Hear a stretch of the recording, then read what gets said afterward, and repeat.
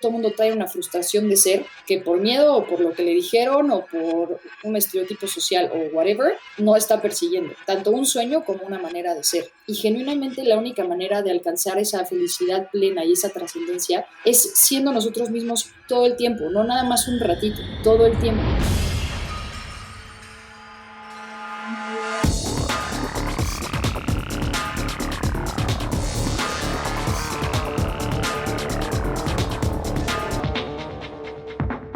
Hola y bienvenidos a un nuevo episodio de Cracks Podcast. Yo soy Oso Traba y entrevisto cada semana a las mentes más brillantes para dejarte algo único y práctico que puedas usar en tu vida diaria. Mi invitada de hoy es Paola La Güera Curi. La Güera es promotora y defensora de la equidad de género en y a través del deporte. Ha sido reconocida por la revista Forbes como una de las 100 mujeres más poderosas de México y por la revista Quién como uno de los 50 personajes que mueven a México. Paola es una emprendedora prolífica. Cofundó Ethos Arte, una feria que anualmente muestra más de 500 piezas de 60 artistas emergentes. Creó Food Sin Género, con el objetivo de dar pie a la Liga Mayor de Fútbol Femenil en el país y abrir las posibilidades para las niñas en el deporte. Y es creadora de Blue Women Pink Men, una organización que une el arte con el deporte para recuperar espacios públicos que promueven la reconstrucción del tejido social, el bienestar de las comunidades marginadas y la equidad de género. La Güera y yo hoy hablamos sobre mantenerte fiel a quién eres, de cómo enfrentar el fracaso, de saber pedir ayuda y sobre todo de su nuevo libro. Y antes de llegar a la entrevista, este episodio es presentado por Kin Mindfulness at Work. Cuando empresarios me preguntan qué es lo más importante en lo que se deben enfocar personalmente y con sus equipos para navegar y superar cualquier crisis, lo primero que les respondo es en trabajar en su mentalidad. Una de las herramientas que más frecuentemente veo repetir entre los cracks que entrevisto es la del mindfulness o presencia plena. Y con eso en mente, en InstaFit desarrollamos Kin Mindfulness. Kin es un programa digital de 6 semanas enfocado en darle a tu equipo de trabajo herramientas para manejar el estrés, tener mayor concentración y aumentar su enfoque a través de la práctica del mindfulness. Si quieres saber más sobre cómo Kin puede ayudar a tu equipo a aumentar su productividad y sentimiento de bienestar en general, visita kinmindfulness.com. Kin se escribe K-I-N. Y ahora sí, vamos a mi plática con la Güera Curi. Güera, muchísimas gracias por aceptar la invitación. Qué gusto tenerte en Cracks. Pues es que aparte el nombre del podcast creo que queda perfecto con todo esto. Tú usas mucho esa palabra, me dio mucho gusto cuando estuve oyendo tu libro y me encantó que la usas y la usas y la usas y dije, bueno, va a ser una plática al menos en la que estamos en el mismo canal. No, totalmente. Mi editor en algún momento me decía como, en este capítulo solo puedes usar 2 veces cracks, o una, o en este no la puedes usar. Entonces, Pues buenísimo, hay mucho que platicar y me encantaría entrarle porque tienes una historia bien interesante, ¿no? O sea, eres alguien que ha luchado contra estereotipos desde que eras una niña, ¿no? Y tienes esta mezcla extraña. Eres una mujer, eres una deportista, eres una artista, eres una emprendedora y además tienes una parte que creo que como que puede englobar todo, que es un amor por la filosofía. órale. Y a mí me encanta la filosofía, no creo que me haya metido ni cerca de lo que tú, o sea, tú entiendo que tu tesis la hiciste del banquete de Platón. Sí. ¿Por qué elegiste el banquete de Platón y qué te da esa obra? Aparte estaba chiquita, o sea, se llamaba como el proyecto de la monografía y era en la prepa todavía. Entonces, pues todos escogían en otras áreas que no tenían que ver con filosofía y que yo escogiera eso, todo el mundo fue como, qué aburrido, la filosofía es de flojera. Pero yo encontraba muchas respuestas genuinamente porque yo toda la vida he sido una niña que tiene mucha curiosidad por el tema de la condición humana y soy muy sensible también. Y el amor ha sido uno de los temas que pues creo que ha regido mi vida y no solo el tema del enamoramiento, sino como el amor por lo que, o sea, la fuerza del amor más allá del amor que conocemos de pareja. Y entonces, en ese entonces mi maestra me recomendó y me dijo, oye, pues si te gusta el tema del amor, tienes que leer el banquete de Platón, que literalmente habla de eso.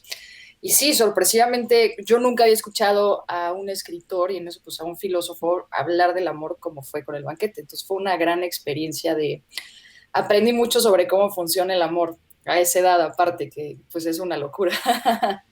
¿Y qué es lo que más te enseñó de ti? ¿O qué parte fue la que más conectó? Porque, bueno, en el banquete hay varios argumentos y todos como que alaban a Eros, ¿no? Ujú.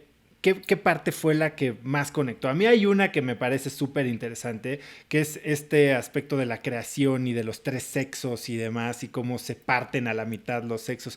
No sé, a ti, ¿qué es lo que más te conectó? A mí lo que me gustó mucho es que hacía referencia al tema de que en el amor existe el amante y el amado, pero realmente el amado pues es más valioso que el amante, porque el amado es el que experimenta el amor. Entonces, o sea, es esa persona que está enamorada que vive el amor, no a la que él ama. Y como que no me había puesto a pensar que hasta que no experimentas el amor, no te posee como tal, que es como Platón decía, que es esta posesión demónica de Eros, pero los demonios obviamente son conocidos diferentes, o sea, un daimon es un dios y es una figura a alabar y es un estado que probablemente hoy sería lo que la gente que medita intenta llegar. Cuando el amor te posee, ese estado llegas directo, es como este shortcut. Entonces me pareció magnífico que el estar poseído con el amor te haga llegar a ese estado de iluminación que de otra manera no puedes llegar, ¿no? Ahora, ¿tú has sentido este amor por algo que a veces ha parecido elusivo en tu vida, ¿no? O sea, que es esta identidad de esta identidad agresiva de mujer independiente, de alguien que abre brecha. Cuéntame un poquito cómo fue tu infancia y a qué retos te enfrentaste desde tan chiquita. Pues fue curioso porque todavía, ahorita creo que la sociedad sí ha crecido y se ha desarrollado mucho más, pero cuando yo era chiquita, que estamos hablando de, no sé, ponle tú 20, ¿qué será? Como 28 años más o menos, generalmente todavía el mundo no estaba tan abierto. Para empezar, pues ni siquiera había internet, que eso terminó por ser el boom que hizo que todo creciera más rápido. Entonces, sí, el tema de los estereotipos, de las formas y asociar al género con roles, todavía existía muchísimo. No sé cuántos años tengas tú, pero creo que por ahí debemos de ser un poco No, yo creo que contemporáneos. soy un poquito más grande que tú. Yo tengo 41. Ah, te ves más chiquito. Bueno, ya valió la Pero entrevista. bueno, acuérdate, ¿no? Contratada. O sea, sí. Se corta, se edita esta parte. Pero acuérdate lo que era, o sea, genuinamente sí era, o sea, pues tú no veías a niñas jugando fútbol, no veías a niñas con intereses de niños, o sea, como que ahí sí era muy fácil, nacías niña y te tocaban ciertas cosas, nacías niño y te tocaban otras. Entonces, pues si traías el chip de querer otras cosas diferentes, sí te afrontabas a una sociedad que no estaba lista ni para aceptarlo, ni para reconocerlo, y donde sí tenías que luchar para poder ser quien tú querías ser. Y por ejemplo, tú en tu familia venías de una familia árabe libanesa con roles muy establecidos, ¿no? Y tú llegaste a romper Sí. el molde desde chiquita. ¿Qué fue lo más difícil que tuviste que... Porque eras muy creativa, según lo que leí, y te inventabas Sí. muchas cosas como para poder salirte con la tuya. Cuéntame alguna de esas historias. ¿Cómo lo hacías para salirte con la tuya sin molestar tanto al sistema? Pues mira, justo es la diferencia creo que hoy en día, porque hoy sí el sistema y yo no nos llevamos desde hace mucho tiempo. Pero ahí, por ejemplo, me acuerdo mucho y me da muchísima felicidad que agarraba las cajas de los cereales de mi casa o cartón que encontrara y me ponía a hacer espadas de cartón. Y entonces las probaba así, le empezaba a pegar a cosas y las probaba para ver cuál de mis espadas aguantaba más. Recreé una vez la espada de Zelda, cuando Zelda igual acaba de salir como la primera vez, copié la espada de Zelda, entonces me sentía así como Link, súper cool. Bueno, Zelda. Y, perdón, Link.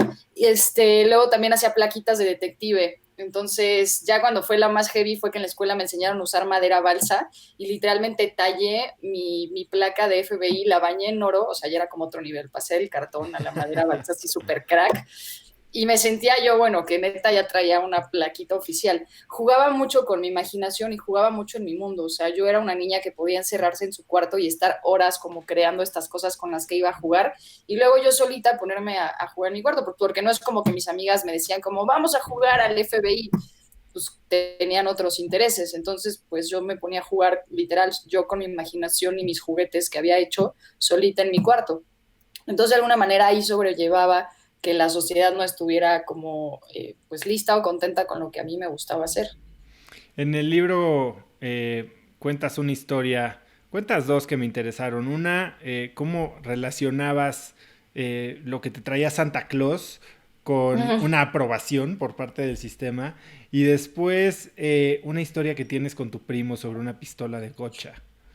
Sí, pues justo la historia de Santa es muy bonita porque sí creo que fue una manera muy sutil, o sea, pedirle a Santa finalmente como los tacos, el balón de fútbol y los guantes de portero y que llegaran, mi nervio era que no llegaran porque realmente pues ese iba a ser el argumento más fuerte, si no llegaban me tenía que quedar clarísimo que el fútbol no era para niñas y por eso Santa lo castigaba. Entonces cuando llegan los regalos pero llegan rosas, pues creo que fue una aprobación bastante sutil y bonita de decir como, está bien que juegues foot, que no se te olvide que eres niña, pero al final ahí, pues sin saber que Santa son los papás, pues Santa era esta figura mágica que si él decía que sí, ya nadie podía debatir ni quitarle la palabra. Entonces, sí fue como este primer sentimiento de entitlement que tuve, como de si Santa estuvo conmigo, pues la sociedad podrá decir lo que quiera, Santa ya me apoya y con eso para mí es suficiente. Y luego con el tema de la pistola, pues fue justo que normalmente mis primas pedían la casa de muñecas o maquillaje y yo haciendo trampa en el intercambio que le toqué a mi primo con el que juega foot, le pido una pistola de eh, y pues sí, fue como lo de la familia, descubrieran mi identidad o demostrarme a que ellos vieran que yo no tenía los gustos comunes. Entonces, pues atrever a ser yo enfrente de la gente todavía sí me daba mucho, porque había muchos juicios y yo veía que todos intentaban cambiarme. Entonces la pistola y festejarla, pues era como aceptarlo y eso me da. Desde eso, pues lo que hice fue echarle la culpa a mi primo, como de no sé por qué me regaló esto, no sé qué le pasa, cómo se atreve, y de ahí me fui feliz con mi pistola de bullets. Algo que te oí mencionar alguna vez, entonces me gustó mucho de tu libro que haces mucha referencia a libros, ¿no? Y creo que así te manejas en tu vida, no, no fue simplemente un ejercicio para darle forma al libro y eso me gusta mucho. Y alguna vez oí que mencionabas el libro de Blink de Malcolm Gladwell Sí. y, y Ajá. tienes esta visión de cómo en un parpadeo la gente puede cambiar su rumbo de vida pensando o tratando de darle gusto al resto de la gente, ¿no? Y por un momento Ajá. tomar la decisión más importante que lo va a definir. ¿Tienes algún momento así en el que creíste estar cerca de, y viendo hacia atrás, estuviste cerca de Ajá. abandonar todo tu sueño? Sí, fue un momento súper fuerte que estaba yo pasando por una etapa que, o sea, yo no sabía, pasaron casi 8 años de mi primer panic attack, que es el que platico en el libro que me dio cuando hice Wicked, a que me lo diagnosticaran. Yo nunca había ido con un psicólogo ni con un psiquiatra, entonces yo genuinamente pensé que tenía una enfermedad mortal que no sabía qué era. Entonces, mi entonces socia de etos era judía y me dijo, oye, ¿por qué no vas con mi psicóloga? Pues yo creo que ella te puede ayudar. Y la psicóloga era judía ortodoxa, pero yo nunca había ido a una psicóloga en mi familia, somos esos que no creen en los psicólogos. Entonces nunca se había usado ese método. Y la verdad es que estaba yo tan mal por tantos ataques de ansiedad que ya tenía trastorno de sueño, trastorno alimenticio, estaba en una etapa fatal de mi vida emocionalmente y físicamente. Entonces fui con esta persona que el primer día me recibe con un libro que decía, o sea, se llamaba Cómo sanar y curar la homosexualidad. Me dijo que todo mi problema, el problema de toda mi vida había sido que yo todo el tiempo había estado en contra de las reglas y de las normas sociales y eso es lo que me provocaba los ataques de ansiedad. Entonces, que era tan sencillo como entender que yo había estado equivocada y que nunca había sido gay y que tenía yo que dejar de hacer todas las cosas que creía yo que eran especiales y en vez de eso adaptarme más a la sociedad y cuando me dejara de pelear con ella, ya iba a estar yo bien. Estaba tan mal yo que aparte, o sea, sabiendo que ella estaba completamente mal, entre el, igual si le digo a mis papás que finalmente no soy gay, les va a dar una cierta emoción, voy a poder estar más tranquila. Empecé a tomar ese camino y estuve en ese camino un par de meses. Llegué a la casa y les dije a mis papás, ¿qué creen? Pues que no soy gay, he estado en el error toda mi vida. Empecé a hacer como lo que ella me dijo que había que hacer, como salir, literal, ella es como sala, antros, liga, o sea, cosas que yo jamás en la vida había hecho porque no soy yo. Y fue la única etapa en mi vida, porque yo si algo he tenido es que siempre he sabido quién soy y lo que quiero y he sido súper necia para perseguirlo. Estaba tan mal en ese momento que me dejé convencer, obviamente no, pero sí lo intenté. Y ha sido la etapa más fea, más infeliz, o sea, literal, la más desfavorecida de toda mi vida. La pasé terrible, terrible hasta haber perdido el sentido de mi existencia porque me abandoné a mí. Fue la única vez en mi vida que me dejé a mí. Qué impresionante esta historia, no la conocía, gracias por compartírmela, güera. O sea, fuiste con alguien que de verdad te hizo cuestionar tu identidad. Una que, si de por sí había sido, es una identidad difícil de aceptar, te habías adueñado de ella, ¿no? Y bueno, creo que lo has hecho el resto de tu vida. ¿Qué es lo que Sí. te hizo darte cuenta que no era así, que sí eras quien tú creías ser? ¿Cómo sales de ese rayo, el tractor beam que te está jalando al sistema y a regresar al closet, básicamente? Es que había una parte, está súper fuerte porque genuinamente no solo no me dejaron de dar los panic attacks, me daban más y me daban más seguido, y estaba yo cada vez peor, hasta que me di cuenta que los panic attacks de repente tienen un lado muy extraño, que es cuando yo no estoy tranquila o algo en mí me está diciendo como esto no, me dan. Y en ese momento literal me daban porque era como mi cuerpo, o sea, zarandeándome, diciéndome como, ¿qué estás haciendo? Esta no eres tú. Y los panic attacks pasaron de darme por lo que en su momento me daban, que era estar en todo este proceso, no de aceptación, porque yo siempre supe, pero pues de entender lo que iba a conllevar el ser gay en mi realidad, con mi familia, con la sociedad, que por eso me daban, a darme porque no me tenía a mí. Y esos fueron los peores panic attacks que he vivido en mi vida, porque literal era una crisis de existencia, o sea, el no entender un sentido ni un propósito, y eso hace que la vida literal se deje de entender. Y todo esto a raíz de que me dejé a mí. Entonces se muere nuestra primera perrita en ese proceso, y yo me acuerdo de, porque aparte ella, o sea, no solo eso, me mandó con un psiquiatra que me mandó así tres medicinas de que Ribotril, Inderalici, Lexapro, o sea, tres medicinas que son fuertísimas, me las mandaron todas y yo vivía drogada en la medicina, o sea, perdida de mi vida, viendo a mi vida pasar lento enfrente de mí, sentía que yo no la podía alcanzar. Entonces ese día que se muere mi perrita, que yo sentía el dolor, pero no podía llorarlo porque estaba tan, o sea, mis niveles químicos pues, Anestesiada. estaban tan, exacto, esa es la palabra, exacto, sin sentido, que ese día subí, agarré las medicinas, las tiré a la basura, que es peligrosísimo hacer porque no puedes quitarte esas medicinas así. Las aventé a la basura y dije, nunca más. Eh, y así fue como empecé a regresar a mí. Güera, este tema de los panic attacks es una de las partes que más me intrigó del libro porque después hablas como en el GSMP, este curso, bueno, esta maestría, curso Uh-huh. que tomaste en Estados Unidos. Al final, en tu presentación final, mencionas muy puntualmente que estuviste presente. Y yo relaciono un poco esto que te pasaba de los panic attacks, pues estando presente en un momento de transformación, que tal vez ahorita nos cuentas un poco la historia de cómo te daban los panic attacks durante tus presentaciones de Wicked. Y después esta diferente manera de presentarte como presente, tranquila y totalmente en control. Uh-huh. ¿Cómo logras pasar de, o sea, para alguien que estás viviendo este tipo de situaciones, cómo controlas hoy cada vez que te vas a presentar, cada vez que vas a ponerte en riesgo o a exponerte, que estás muy expuesta al día de hoy? ¿Cómo controlas esos sentimientos? Pues justo fue que GSMP, después del último panic attack que me dio como estando en un auditorio, yo no ¿Por qué había no? vuelto a tener... Vamos Ajá, a darle un poco de contexto a la gente. A ver, sí, sí, sí, tú estudiaste, bueno, en prepa hacías teatro, ¿no? Teatro musical. correcto. Era una de las cosas a las que yo me quería dedicar, una de las más que me dijeron, ahí la premisa era como esa, ni siquiera es una profesión, te vas a morir de hambre. Entonces yo quería actuar y cantar, pero bueno, no pasó. Pero sí estuve un buen rato en teatro musical en la escuela y después de ahí entré a una de las escuelitas de OCESA para llevar a cabo una de las primeras presentaciones que se hizo de Wicked en México.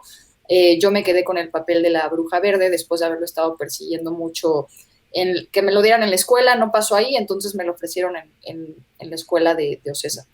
Y justo después, o sea, yo presentaba Wicked y al siguiente día me iba a Florencia a estudiar Bellas Artes, pero era la primera vez que yo me iba sola, que iba a Europa, que me iba sin mi familia, que estamos acostumbrados a viajar 80 familiares al mismo tiempo, pero sobre todo era un viaje al que yo me iba para, pues, para platicar conmigo y entender el tema de ser gay, o sea, como ya decírmelo de frente, empezar a vivir con eso. Y eso es lo que representaba el viaje a Florencia y por eso llevaba tanta carga emocional. Entonces, estando en la función de Wicked un día antes, en una de las funciones, perdón, el penúltimo día antes de irme, termina el primer acto y yo me acuerdo justo de tener esa sensación de repente de estar cumpliendo ese sueño, pero sobre todo era lo que representaba el papel de la bruja verde, que siempre había sido discriminada por ser color verde, y yo de alguna manera había convertido eso en mi historia, que yo había tenido el tema de ser gay, de que me gustaba el fútbol, de todo lo que me había gustado diferente. Entonces dejé de hacer el papel y realmente me estaba interpretando a mí. Ese 20 me cae justo a la mitad del primer acto, entonces cuando me bajan de la voladora, porque termina ella volando en el primer acto, de repente empiezo a sentir yo una sensación de sudor, me sube el latido del corazón, náusea, y de ahí pasé a estar vomitando 40 minutos en el baño sin que nadie me pudiera levantar. Nunca en mi vida me había pasado, yo pensé que estaba intoxicada o no supe qué me estaba pasando, y de ahí me iba a Europa. Entonces, pues fue muy fuerte estar viviendo toda la experiencia de Europa, en los hospitales, visitando todos los hospitales de los lugares a los que iba, pensando que sola, sin hablar varios de los idiomas, y que en ningún hospital me pudieron dar un diagnóstico de que eso era un ataque de ansiedad. Y cómo, por ejemplo, logras vencerlo, ¿no? O sea, hoy cómo controlas ese sentimiento. No sé si todavía sientes que de repente te burbujea o si es algo que ya solucionaste por completo. Hoy cómo te preparas para una presentación. Pues ahorita las primeras era horrible, o sea, volvía yo porque obviamente me venía la remembranza de ese momento y me daba muchísimo miedo que ya hoy volviera a ser un sentimiento que me diera. El más fuerte fue antes de dar mi plática en el Auditorio Nacional hace 2 años, porque pues ahí sí ese foro ya es una locura, o sea, enfrente de 13,000 personas, ¿no? Entonces, al principio que empecé a dar conferencias, pues sí, me daba previo, gracias a Dios, me daba previo, no me daba en el momento. Yo soy de las que pisa el escenario y me transformo, como que ahí todo se queda atrás y todo se va y me vuelvo en ese momento. Pero el escenario tiene un efecto muy chistoso de estar como en un tiempo alterno a la realidad, que por eso yo mencionaba que ese día en GSMP sí intenté como darme cuenta del momento en el que estaba, de estar presente, de lo que decía, de lo que veía, porque el escenario pasa mucho que pasas, performeas, sales y como que luego ni te acuerdas bien de eso. Es una sensación muy rara, no sé por qué pasa así, debe ser la magia de eso. Pero ahora realmente siento que cada vez estoy más convencida de quién soy yo, ahora que ya pasó todo el tema también abiertamente de salir y decir y hablar de mi orientación sexual. Esos miedos que yo tenía que me hacían sentir los panic attacks cada vez o los controlo mejor o genuinamente se han ido disipando, porque todo eso era una lucha interna de poder mostrarme yo ante la gente como quien soy. Y como cada vez, pues lo he trabajado obviamente en terapia, con experiencia en la vida, con la gente que está cerca de mí, pues cada vez eso mejora, pues cada vez los panic attacks ya van perdiendo, ¿Y, finalmente. ¿Y tienes algún tipo de ritual antes de presentarte ante gente o como para centrarte en el momento y estar presente o es algo que pasa en automático? Sí, la vez del auditorio aparte la tengo súper clara porque acababa de ver la peli de The Greatest Showman, que me encanta, como me encantan los musicales, y esa película me parece fantástica. Y hay una escena cuando Hugh Jackman va caminando como tras, o sea, en el backstage, justo antes de su primera presentación, y va como pasando y arreglando los trajes de los que están a punto de salir, como que preparando a todos, agarra su saco, se lo pone y luego su sombrero como de mago, en cámara lenta y se ve todo súper mágico. Y la canción se llama Come Alive, o sea, como este tema de vuelve a la vida, ¿no? O sea, o de revive. Entonces me iba yo imaginando, te lo juro, esa escena, como yo sintiendo como mi cuerpo se iba preparando, yo mentalmente como estando lista, ya cuando escuché mi nombre de hecho salí corriendo, entré como rockstar así, cuando me presentaron en el auditorio yo entré así corriendo, o sea, fue como mi impulso, no lo planeé, estaba tan emocionada que así fue. Y normalmente me imagino canciones en su momento que me gustan, que me van como empoderando antes de salir al escenario, pero sobre todo me emociona mucho. A mí me encanta y ahora ya entre más gente mejor. O sea, pasó de ser un tema que podía darme mucho miedo o generarme problema a que ahora, o sea, me encanta y entre más personas me avienten a dar mis conferencias o shows o lo que sea, me gusta más. Eso está bien, pero ese es en un escenario en el que la gente... estaba yo leyendo, ¿no? La gran diferencia entre un comediante, un stand-up y un conferencista, ¿no? Que Ajá. el stand-up básicamente va a tratar de convencer al público y que el conferencista ya trae esta aura de experiencia y la gente pues ya pagó por verte porque sabe que les vas a enseñar algo. Ahora, Ajá. tú has tenido otro tipo de situaciones en las que te vas y te presentas ante un público hostil. Y estoy hablando, por ejemplo, del día que se lanza la Liga de Fútbol Femenino, ¿no? Ajá. A ver, vamos a entrarle un poco, para aprovechar el tiempo, a todo esto que has hecho por el fútbol, por la equidad de género, por obviamente utilizar el fútbol, la mezcla con el arte, que es algo que amas tú tanto, para brindar oportunidades y mejorar la calidad de vida de zonas marginadas. Cuéntame un poco en qué momento decides pasar de toda esta estudiante que experimentaba y demás a desde los 22 años convertirte en una emprendedora de altísimo impacto. Pues fue, o sea, justo yo toda mi vida de alguna manera sí he estado acostumbrada a estar combatiendo al sistema, de una u otra manera, ya fuera la sociedad o en su momento ya un sistema como una Federación Mexicana de Fútbol y una Liga Mexicana de Fútbol. También creo que ha sido que en ese momento, por ejemplo, cuando pasó toda la liga, yo no tenía idea que Fútbol Sin Género se iba a convertir en lo que se convirtió y que yo me iba a convertir en esta advocate por el tema de gender equality. O sea, genuinamente se fue dando a raíz de que mi artículo se viraliza en redes, de que yo empiezo a recibir a muchísimas personas que me escriben por Twitter diciéndome como, oye, mi hija juega y en la escuela no hay equipo de niñas, oye, mi niña va al parque y nunca la escogen. Fue muy, o sea, pasó de ser un tema de estar yo buscando abrirme espacio para mí y aceptación para mí, a de repente entender que compartía la historia con muchísimas más niñas y niños, no solamente niñas, que no había nadie, bueno, hablando específicamente del fútbol, nadie estaba haciendo nada. O sea, yo no podía creer que veintitantos años después una niña siguiera afrontándose al tema de que le dijeran que el fútbol no era para ella por ser niña, por ejemplo. Y ahí es como creo que it gets real. O sea, creo que toda mi vida viví Food Sin Género sin saber que se iba a llamar Food Sin Género, pero sí fue esto de tener que estar, o sea, pues yo llegaba al parque y que no te escogían, o la anécdota de las niñas 2x1 porque son de chocolate, siempre tener que llegar a demostrar a la cancha porque si llegabas como niña, pues lo que pensaban es, seguro es malísima, ¿sabes? Entonces todo eso creo que me fue preparando de cierta manera y pues sí también te vas haciendo más fuerte y te vas haciendo más valiente para que cuando llegara a ser el tema de representar a muchas más mujeres y muchas más niñas en el tema del fútbol, pues pudiera estar yo lista para pelearme contra un monstruo como lo fue la Federación Mexicana de Fútbol.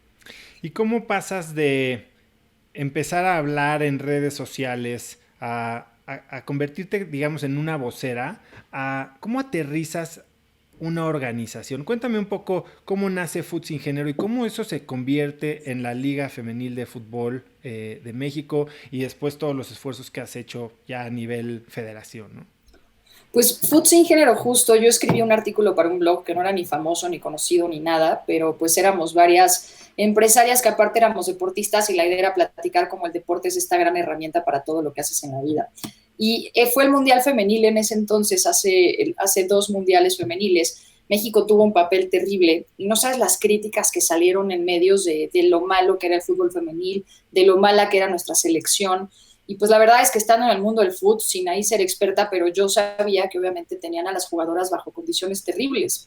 Entonces, de milagro se pudieron ir a jugar, o sea, si no les pagaban, si no les daban uniformes, si ellas tenían que tener otros trabajos, vaya, pues estar jugando un mundial era un logro y se les debería de reconocer porque realmente estaban ahí por puro amor al deporte, ¿no? O sea, no era como el caso de los hombres que te da fama, que te da dinero, etcétera. Entonces saqué un artículo hablando de esto y hablando de la posible creación de una liga femenil que podría ayudar muchísimo en México. El artículo se viraliza, no entiendo cómo, no entiendo por qué, porque te digo, era un blog que no era conocido. Yo también no tenía ninguna voz como la que puedo llegar a tener hoy en día.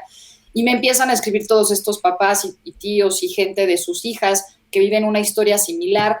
De ahí me buscan de récord para hablar de mi campaña de fútbol, que no era una campaña, era un artículo de opinión. Pero ahí fue donde yo dije, bueno, claro, es que pues si lo que necesito es una campaña para que alguien responda a todas estas cosas, pues me armo una campaña.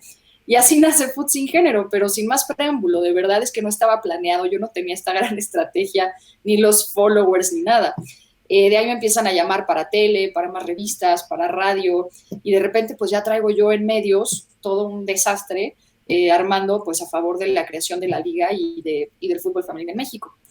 De ahí voy a Federación, ahí me entero que pues mis planes y los de la Federación no iban de la mano, pues me piden un poco que más bien le pare a mi tren y que cambie de camino. Para ese entonces yo ya me llevaba y conocía gente como Rafa Márquez, como Luis García, Erendira Ibarra, Regina Blanco, o sea, no solo del deporte, o sea, gente que ya tenía una voz muy fuerte y en muchos ámbitos. Y por ahí, pues justo lo que me dijeron fue, nada, o sea, este es un complemento para ti, o sea, si incomodaste a esta institución, es lo mejor que te pudo haber pasado, tienes que salir y ahora vas todavía más fuerte. Y de ahí justo lanzamos la campaña que pues ya pedía la creación de la liga, que se viraliza 10 millones de impactos en un día, fue una locura, y fue ya la campaña que terminó por explotar y forzar que pues pasara el tema de la Liga Femenil en México, que fue por eso como de, va a haber una liga femenil, y todo el mundo como de, pero ¿cómo? ¿Y cuántos equipos? Y nadie sabía nada, no había respuestas, pero pues fue un poco a marcha forzada y pues es que había que empujar un poco contra la pared porque de otra manera los intereses de las instituciones pues no estaban en hacer una liga femenil. Oye, ¿y nunca sentiste que habías mordido más de lo que podías masticar, como dicen? ¿Nunca sentiste que te habías metido en camisa de 11 varas? Sí, totalmente. Y llegué a sentir muchísimo miedo. O sea, en ese momento, justo cuando pasó todo el tema de que me enteré que la federación me había vetado, de que no me querían, pues sí sentí muchísimo miedo. O sea, al final ellos son una institución súper grande, súper poderosa y pues yo qué iba a poder estar haciendo en contra de ellos, ¿no? pero, pero era muy fuerte porque a mí cada niña que en ese entonces me escribía como de sería lo máximo tener una liga femenil, yo quiero ser futbolista y había abandonado mi sueño y ahora con lo que tú haces estoy regresando a él, pues ahí fue donde tuve que, o sea, pues dejar el miedo atrás y empezar a agarrarme de estas historias que fueron las que me nutrieron para volver a tener la valentía y decir como, pues nada, sí se tiene que hacer, pase lo que pase, o sea, ya no sé después, o sea, qué pueda suceder, pero pues mientras yo esté aquí y yo pueda, pues sí tengo que hacerlo todo.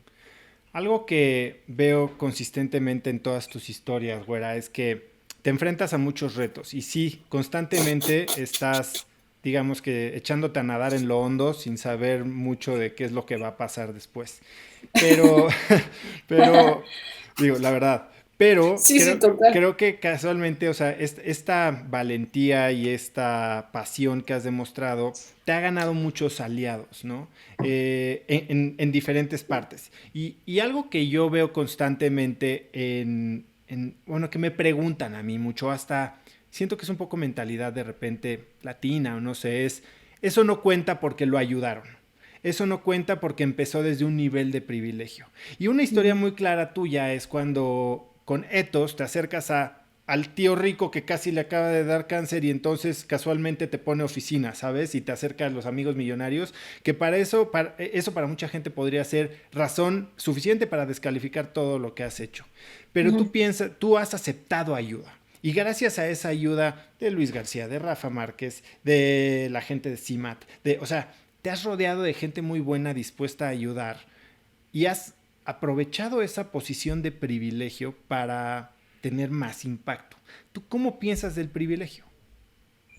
Es que yo creo que también ese privilegio se gana, porque es como cuando vas a hacer un pitch con una marca y puedes llegar con una buena idea que les guste y que quieran hacer o con una mala idea que desechen.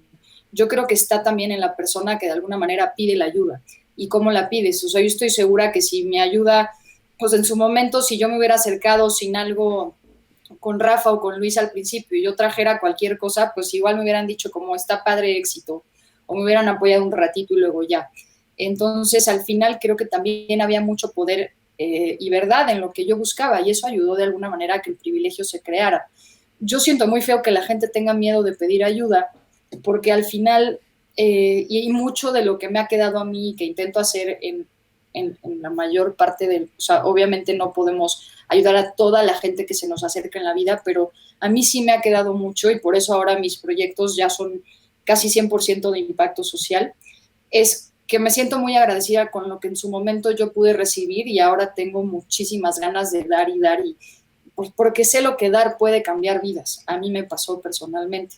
Pero te digo, o sea, igual a mí me llegan 10 propuestas de niñas que quieren hacer algo parecido a Food Sin Género al día y pues yo puedo ver la niña que sí está al tiro, contesta todos los días, me enseña ya como una idea, o una niña que solo me dice como, oye, pues como que me gustaría, pero no estoy segura, y le digo como, a ver, preséntame algo, y en eso me deja de contestar, por ejemplo. Entonces, pues claramente la ayuda se va a ir hacia la niña que está, que contesta, que trae ganas, Entonces creo que la ayuda no está mal y más bien es, bueno, uno atreverte a pedirla, porque a veces da mucha pena y todo, pero yo también por ahí he aprendido no sé si viste ayer lo que hicimos con Guillermo el Toro, que todavía no nos contesta, Sí pero lo vi, igual no sí lo contesta vi. nunca, no sé, porque generalmente él no sabe. Pero pues no está en más, subió un tweet, qué padre, le fue muy bien, y en eso puede llegarle o no llegarle, pero pues, y la gente podrá opinar lo que quiera, que lo vea y piense como, ay, qué ridículo, ni le va a acercar, está bien, no me importa, ¿sabes? O sea, pues así le tienes que hacer, porque justo por ahí pidiendo algo y trayendo un buen proyecto, se voltea a quien sí te vaya a dar la mano y te ayude a pasar a otra etapa de tu vida. Entonces, para mí el privilegio no está mal, porque de alguna manera tú te lo ganas, o sea, o aunque sea con suerte, de verdad. Y creo que al final, de todas maneras, eso no trasciende si tú no lo trabajas y lo haces más grande. Y ahí es donde realmente se muestra el valor de lo que traes más allá del privilegio inicial que hayas o no hayas tenido, ¿sabes? Sí, saberlo aprovechar creo que es una parte clave, porque cuánta gente no hay que nace en cuna de oro, que lo tira a la basura y no hace nada ni por su vida ni por potenciar ese impacto que le puede dar, ¿no? No, totalmente. Y hay un poco, no sé si te acuerdas de la historia que cuento también de todo lo que pasó con mi familia, ¿no? Del fraude que hubo, de la crisis familiar. Pues un poco ahí también. Yo venía de esa familia, yo era esa familia privilegiada y fue esa niña que creció en un mundo de muchísimos privilegios y de repente se fueron completitos. O sea, pero cuando te digo completitos, completitos. Y fue lo mismo, pues yo pude haber no llorado en la miseria de en algún momento haberlo tenido todo y ahora no tener nada, o entender pues, que teníamos que salir adelante y empezarle a fregar con todo. Entonces, Es, pues también ahí te muestras, ¿no? ese momento de tu vida me parece súper interesante porque ya habías empezado Etos, ¿no? Uh -huh. Eh, estaba teniendo muy buena atracción y ahorita nos cuentas un poquito qué era, pero te forzan a regresar como no hacía dinero en ese momento, eran digamos Sí, los principios de este gran proyecto, te, te obligan o te piden amablemente ponerte a chambear para contribuir a la familia, ¿no? sí. Y después vuelves a intentarlo. O sea, ¿tú cómo piensas?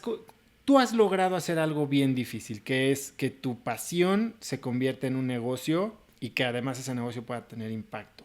¿Qué aprendiste tú en ese momento en el que tuviste que dejar tus sueños de trabajar en el arte para regresar a apoyar a tu familia y cómo lo has aplicado después?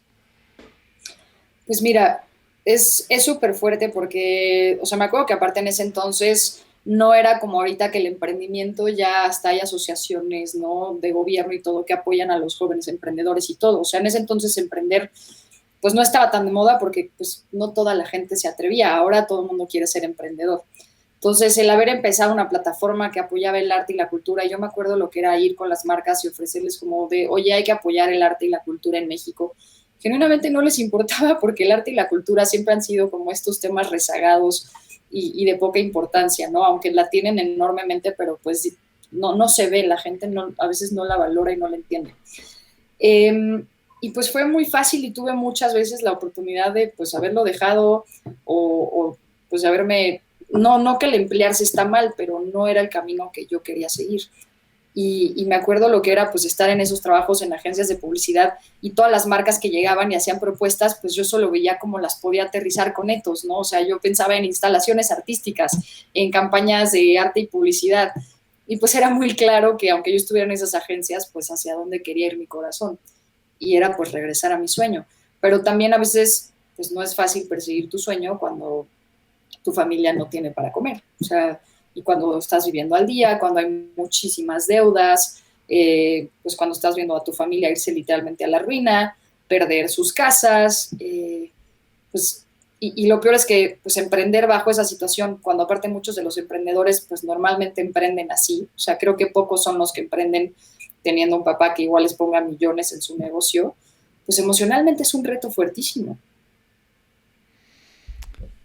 Definitivamente, y creo que por eso también la brecha de emprendimiento en México, pues sí, está muy sesgada a gente de clase media y clase alta, ¿no? O sea, no, todavía Mm, no pasa tanto en Estados Unidos como en Estados Unidos el Hero Story, el American Dream, que digo, Naval Ravikant, ¿no? Llega de India sin nada y se convierte total. en billonario fundador de No, y AngelList. tienes allá también un Silicon Valley que como que está jonteando talentos y esperando también a que eso llegue y acá no tenemos Y no eso. solo eso, también es una cultura de aceptación y hasta festejo del intento, del error, del fracaso sobre el que se construye aprendizaje. Ahora, tú tuviste una situación en el Mundial de 2016 en el que se te cayó todo el tinglado básicamente una semana antes de irte al Mundial, ¿no?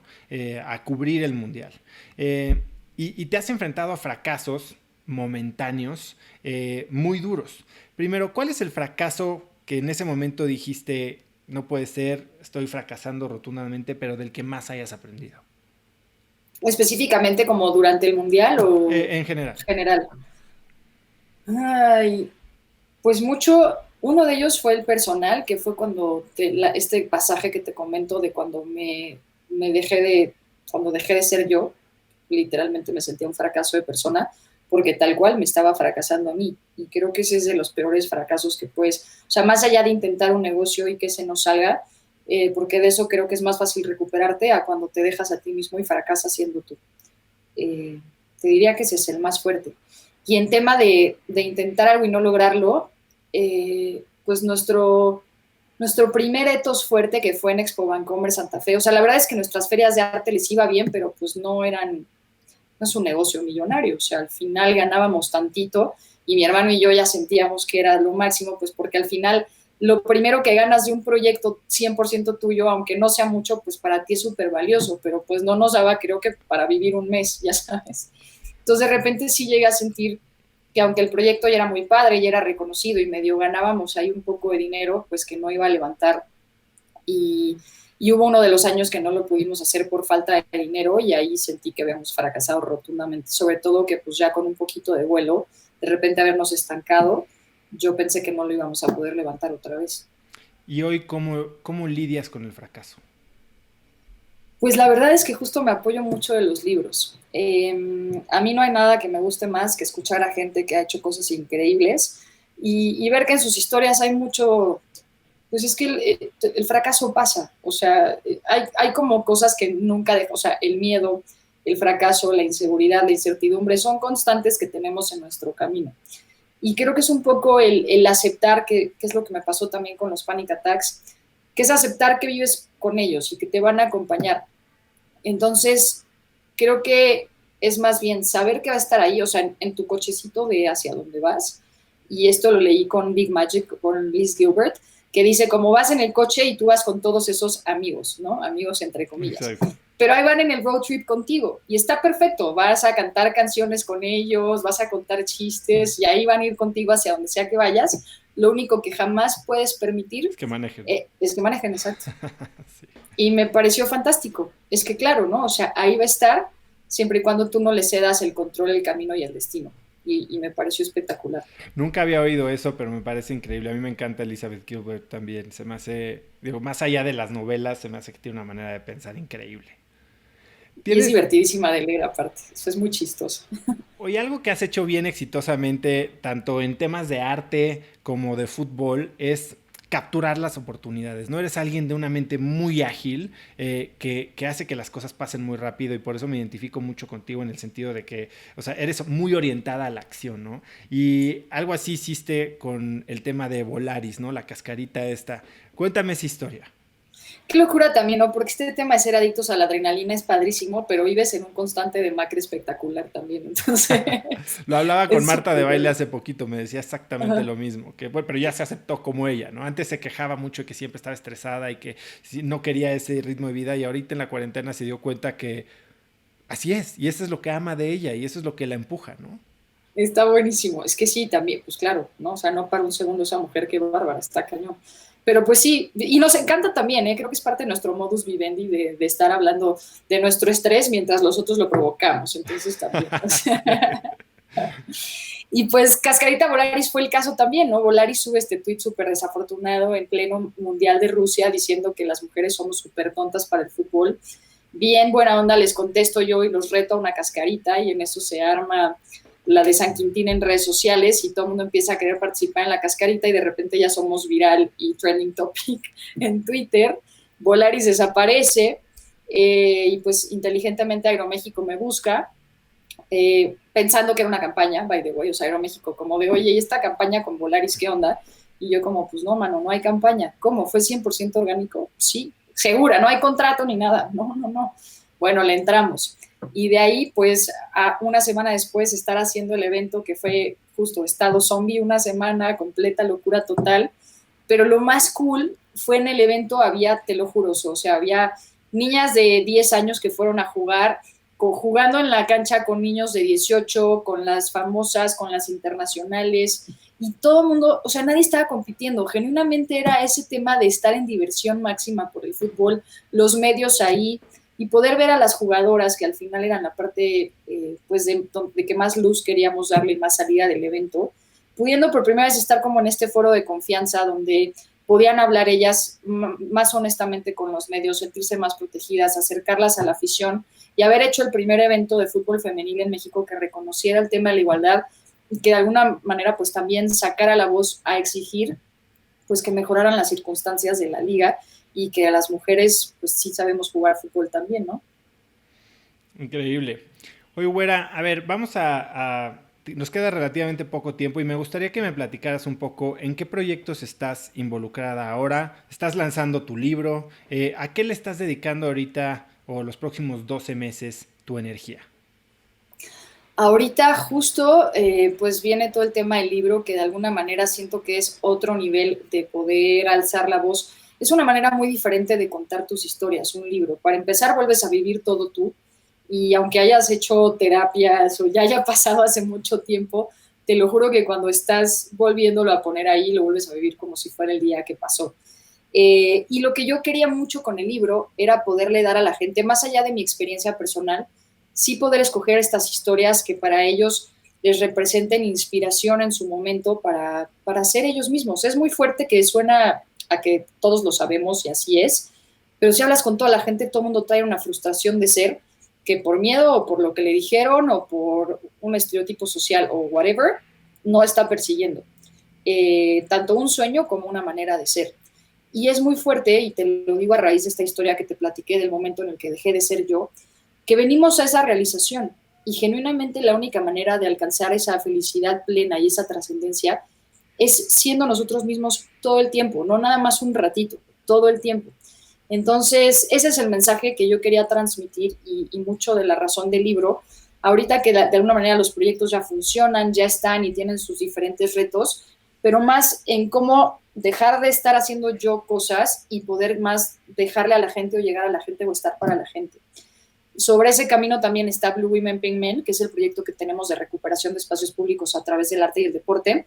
Y para este año traíamos una locura de espacios, unos talleres de igualdad, clínicas de fútbol, que pues ahorita con todo el tema de la pandemia se puso en pausa, pero pues la idea es llenar de color no solo la ciudad, ya estamos hablando con estados de la República también, para poder, y sobre todo pues ahorita que viene este tema del regreso al espacio público, ¿no? Que va a ser todo un reto.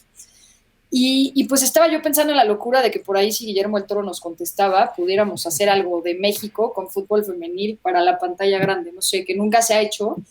Y pues una vez más como, pues no solo tener el tema de que México lo hable como país y lo haga como país, sino agarrar todas estas historias de todas estas niñas que me siguen llegando todos los días, que yo justo me sigo desesperando, que digo, es que me siguen escribiendo niñas que me dicen o que no las dejan o que las molestan o que algo les pasó y que siento que la mejor manera pues es poniéndolo ya a este magno, ¿no? O sea, esta magnitud enorme como lo podría hacer el cine con una figura como pues, Guillermo el Toro, por ejemplo. Y yo normalmente todas estas travesuras las hago en silencio, pero ahorita pues me animé a ponerlo por allá afuera a ver si algún botón mueve y alguna otra locura pasa, no sé.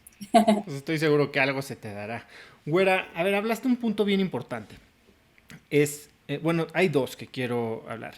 Uno es estas niñas que las molestan, las limitan y demás. Tú en esos momentos, cuando regresas a esa edad tuya, ¿te acuerdas de alguien que te haya susurrado una frase, un consejo, que como que hayas mantenido cerca de ti como esa piedra de tal persona me dijo esto y por eso voy a poder? Pues, ¿sabes qué? Yo era así que Vivi, ¿por qué no eres una niña normal? Yo veía mucho Disney y me aferraba muchísimo a las historias de Disney que justo eran como demasiado fantásticas y demasiado mágicas. Y luego llegó Harry Potter y luego El Señor de los Anillos. O sea, son como las cosas más allá de una persona existente que sí, o sea, mi familia estuvo conmigo, toda la vida me han acompañado con consejos de amor, con apoyo y con buena guía para ser una buena persona. Pero yo veía mucho esta como lucha eterna del bien y el mal que se veía siempre en las películas o en Harry Potter o en El Señor de los Anillos. Y, y yo me adjudiqué solita este papel de que si en algún momento yo podía jugar algo importante para el mundo en esta lucha eterna del bien contra el mal y poder hacer algo importante, pues me prometí a mí misma que no lo iba a dejar pasar. Entonces no sé si fue porque lo pedí que me llegó, porque de repente la ley de atracción es bastante poderosa y funciona en maneras misteriosas. Pero yo veía pues a Aragorn, a Gandalf y a todo el mundo así peleando contra los orcos y el rollo, Harry contra Voldemort, y yo quería estar ahí, o sea, yo quería ser uno de esos personajes luchando por el bien del mundo. Y pues maybe sin magia, o bueno, sin magia que no se vea, porque sí creo que ha habido mucha magia en este camino, pero siento que llegué a esa batalla y siento que es en la que me encuentro ahorita todavía. Y la segunda cosa que te quería preguntar es, hablaste de ser tú todo el tiempo.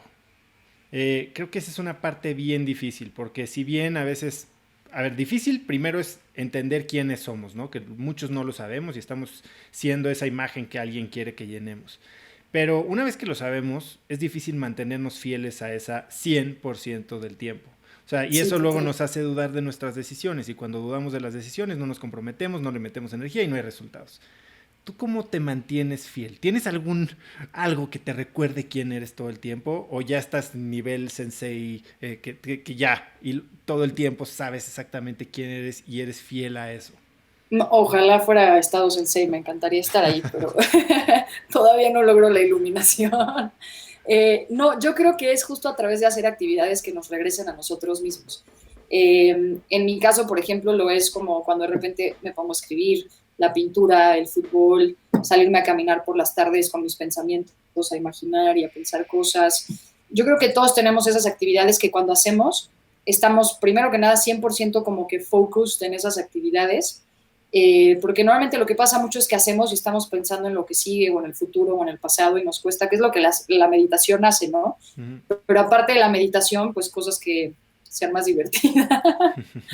O sea, la meditación es muy heavy, pero a mí, por ejemplo, pues jugando foot me pasa, ¿no? O sea, se me olvida toda la vida y estoy 100% en ese momento presente en todos los aspectos que me complementan.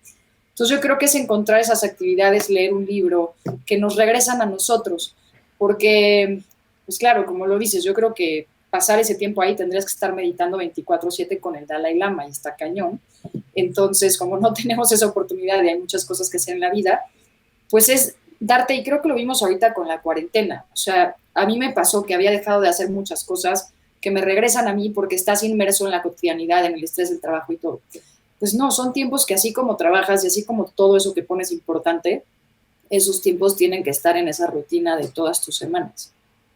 Sí, hace poco oía una historia de Deepak Chopra, que es otro, ya sabes, que nunca Sí, pensarías que estuviera enojado y que ha habido veces en los que literal, o sea, lo sacan de sus casillas en público y hasta después regresa con sus alumnos y les enseña cómo todos somos humanos, ¿no? Y todos estamos en este camino y todos tenemos baches, ¿no? qué cool. Ajá, vale. Güera, hablas mucho de la magia tú y una de las cosas que hablaste sobre los libros es que te dan estos momentos mágicos. Y ahorita me dijiste que los libros te ayudan a vencer los miedos, la inseguridad, el nervio, la incertidumbre. ¿Cuáles son los tres libros que más te han marcado o que más te han cambiado la manera de pensar?